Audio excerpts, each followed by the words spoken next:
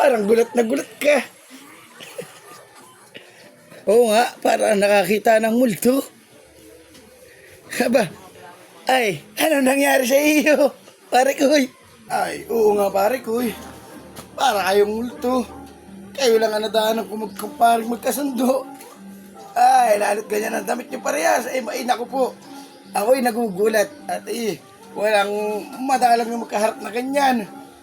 Magkaiba yung damit, tapos nakapagtaka. Aba, ay ano ba kasi kinagulat mo, pare koy? Ano ba yung kinagugulat mo? Ibahagi mo sa amin ni pare. Kakaiba, pare koy. Anong kakaiba? Ay, oo nga, anong kakaiba sa amin ni pare koy? Anong kakaiba sa amin? Ay, mabuti pa pare kay maulas-ulasan ay uminom ka muna, pare koy. Inumin mo muna to. Ano pare koy, masarap ba? Ay ayos ka na ba? Kasi kayo naka-inom na naulasan-ulasan ka na. Ano ay mas basang ka na ba sa nakita mo?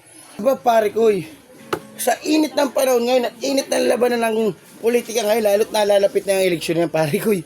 Ay tapos kayo matadaan kung ganyan ay kapansin-pansin talaga. Ay sa halip na kayo nagkukontrahan na ngayon na sinusuportahan na ba magkasundo pa rin kayo. Yan, ano yan? Pare koy, ganito lang yan. Simpleng-simple.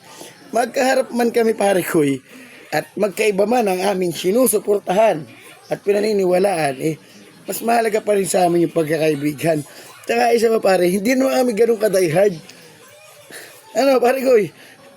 Aba, ang tawag dyan pare koy ay respeto. Respect lang pare, nagre-respeto kami ni pare. Kahit magkaiba nga aming sinusuportahan, ibang mahalaga, hindi masira yung aming pagkakaibigan.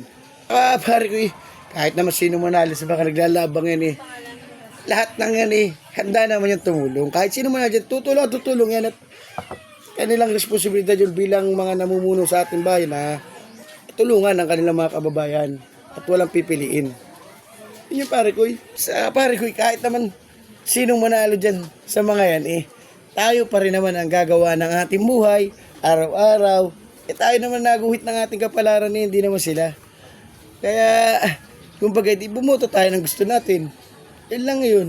Yan yung pinaniniwalaan mong, akala mo makakatulong, yung pinapaniwalaan ni pare ko yung makakatulong, kanya-kanya tayo paniniwala. Kaya, irespeto natin. Huwag tayo makipag-away ng dahil lang. Dahil, hindi naman tayo magkalaban, hindi naman kami ni pare magkalaban, hindi tayo. Sila magkakalaban, hindi tayo. Tsaka, isang araw ng eleksyon na yan. Sisirain lang, walang pansinan. Kawawa naman, makikita lang siguro may ganun tao. Sa bagay, may punto kayong dalawa mga pare ko talaga namang para mas maganda hindi masira yung ating pagkaibigan. Lalo yung ating pag-iinuman mga pare ko. Ba? Ay, kaya nga ako hindi nabuto. Para kahit saan ako pumunta, ako'y nakakainom. Ay, kabila ay pupunta natin, tayo makainom ng libre. Kaya ako'y masabuti pang wag nang bumuto. At lahat kayo aking kaibigan. Oo man. Mga hangal, mabuti pa sa akin na lang kayo sumama at tumanib.